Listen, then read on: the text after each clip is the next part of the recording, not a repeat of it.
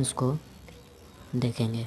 चलिए एक एक करके देखते हैं। तो पहला क्वेश्चन है कि भारतीय राष्ट्रीय आंदोलन के 1885 से 1905 की अवधि को क्या कहा जाता है। तो ये जो है आपका उदारवादी चरण है। अगला है भारतीय इतिहास में वर्ष 1885 ईस्वी प्रसिद्ध है। तो किस लिए प्रसिद्ध है। तो ये 1885 में कांग्रेस का स्थापना हुआ था। फिर आधुनिक इतिहास में गोकुलदास तेजपाल संस्कृत महाविद्यालय क्यों प्रसिद्ध है। तो इसका उत्तर हो जाएगा कि भारतीय राष्ट्रीय कांग्रेस का प्रथम अधिवेशन यहीं हुआ था। अगला है कि 1885 से 1905 के काल में भारतीय राष्ट्रीय आंदोलन में उदारवादी नेताओं का प्रभुत्व था। उनके आंदोलन का मुख्य ढंग क्या था। तो इसका आंसर हो जाएगा संवैधानिक आंदोलन। अगला है कि भारतीय राष्ट्रीय कांग्रेस की पहली बैठक किस शहर में हुई थी। तो पहली बैठक आपका बम्बई में हुआ था। अगला क्वेश्चन है कि निम्नलिखित कांग्रेस नेताओं में से किसको भारत का महान वृद्ध व्यक्ति बोला जाता है। तो किसको बोला जाता है। तो दादा भाई नौरोजी को।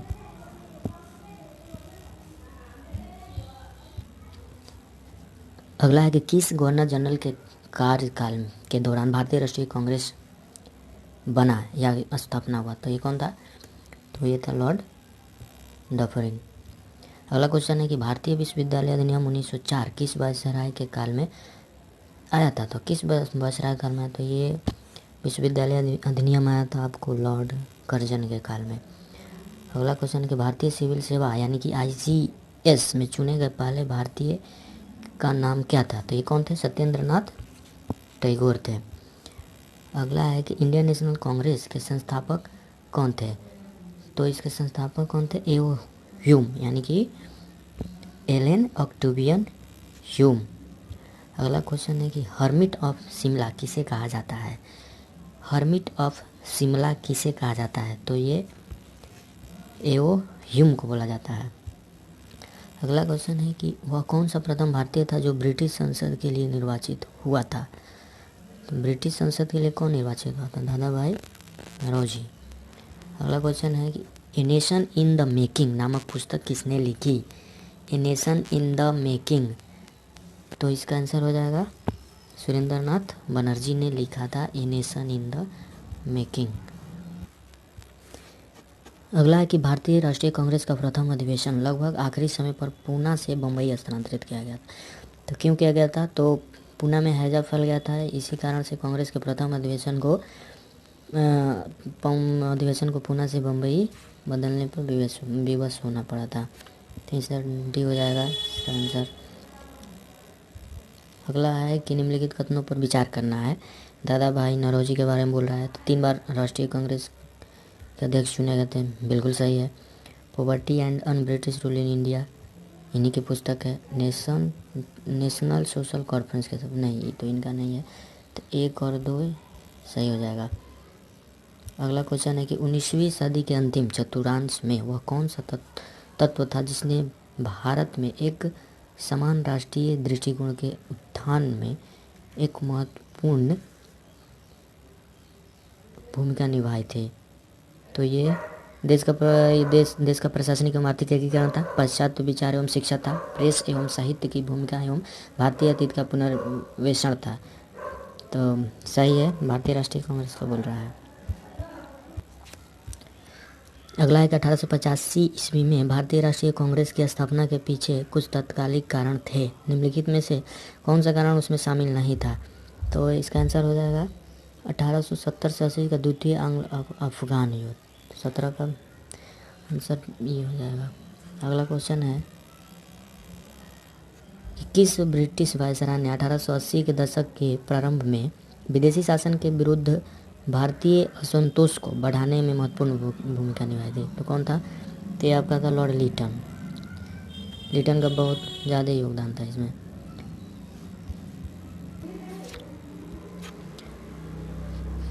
अगला है कि लिटन द्वारा प्रस्तावित वैधानिक जनपद सेवा जिसके तहत परीक्षा की आयु 21 वर्ष से घटाकर 19 वर्ष कर दी गई थी, कब लागू किया गया था। तो ये आपको लागू किया गया था 1978 ईस्वी में। अगला है कि इल्बर्ट बिल विवाद किस वायसराय के काल में उभरा था? तो इल्बर्ट बिल विवाद यह रिपन के काल में उभरा था। अगला है कि भारतीय संघ के संस्थापक कौन थे? तो भारतीय संघ के संस्थापक दादा भाई सुरेंद्रनाथ बनर्जी थे। अगला है कि भारतीय राष्ट्रीय कांग्रेस की अध्यक्षता किसने की? तो इसमें से दादा भाई नौरोजी हो जाएगा। अगला है कि भारतीय राष्ट्रीय कांग्रेस में निम्न में से किसने नरम दलीय नेता के तौर पर नहीं जाना जाता है? तो किनको नहीं जाना जाता है? तो बाल गंगाधर तिलक हो जाएगा। अगला है कि भारतीय राष्ट्रीय कांग्रेस की स्थापना की गई थी कब? 1885 में। अगला है कि निम्न में से कौन नरमपंथियों में नहीं थे? G K Gokhale, R C Dutt, W C. Banerjee नरमपंथी में थे, लेकिन बाल गंगाधर तिलक ही हो जाएगा गर्मपंथी में। आंसर हो जाएगा बाल गंगाधर तिलक।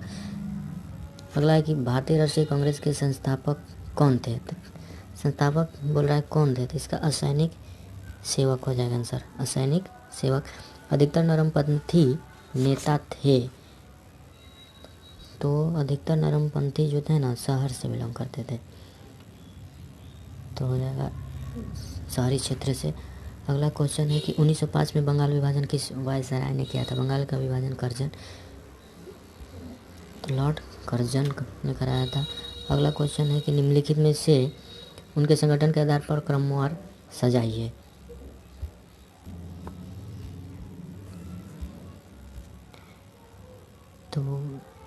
तो इसका आंसर हो जाएगा। अगला क्वेश्चन है कि भारतीय राष्ट्रीय कांग्रेस का प्रथम मुस्लिम अध्यक्ष पूछ रहा है, तो बदरुद्दीन तैयब जी। अगला है कि ब्रिटिश हाउस ऑफ कॉमन्स का चुनाव जिस प्रथम भारतीय ने लड़ा था वो कौन थे? तो दादा भाई नौरोजी थे। अगला क्वेश्चन है किसने कहा था कि कांग्रेस पतन के लिए लड़खड़ा रही है? मेरी सबसे बड़ी अभिलाषा है कि जब तक मैं भारत में हूँ कांग्रेस की शांतिपूर्ण समाप्ति में सहयोग करना है। तो किसने बोला था? ये कर्जन ने बोला था। अगला है कि भारतीय राष्ट्रीय कांग्रेस के 1905 के बनारस अधिवेशन की अध्यक्षता किसने किया था? तो 1905 गोपाल कृष्ण गोखले ने किए थे। अगला क्वेश्चन है निम्नलिखित में से कौन भारतीय राष्ट्रीय कांग्रेस की स्थापना के अधिवेशन में उपस्थित नहीं थे? तो कौन नहीं थे? तो स्थापना में सुरेंद्रनाथ बनर्जी नहीं थे। अगला क्वेश्चन है कि भारतीय राष्ट्रीय कांग्रेस के पहले अध्यक्ष कौन थे? तो डब्ल्यू.सी. बनर्जी। अगला है कि भारत के पहले लोक संघ यानी कि लैंड होल्डर सोसाइटी की स्थापना कब की गई थी? तो लैंड होल्डर सोसाइटी 1837। अगला है कि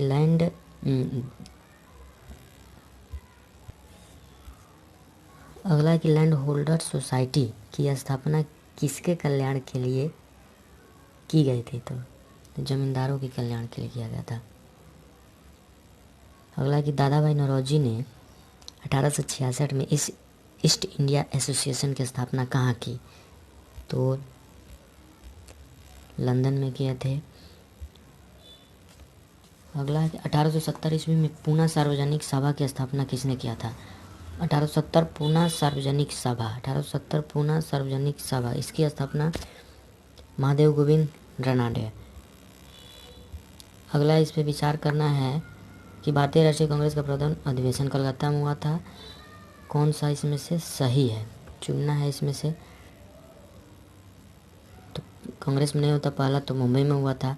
दूसरा एक भारतीय राष्ट्रीय कांग्रेस का दूसरा अधिवेशन दादा भाई नौरोजी का सही है। भारतीय राष्ट्रीय कांग्रेस और मुस्लिम लीग दोनों लखनऊ 1916 में अधिवेशन तय किया था, लखनऊ समझौता संपन्न हुआ। सही है, 2 और 3 सही है। अगला है कि निम्नलिखित में से किस एक ने सन 1875 में हाउस ऑफ कॉमन्स में एक याचिका प्रस्तुत करते हुए ब्रिटिश संसद में भारत के प्रत्यक्ष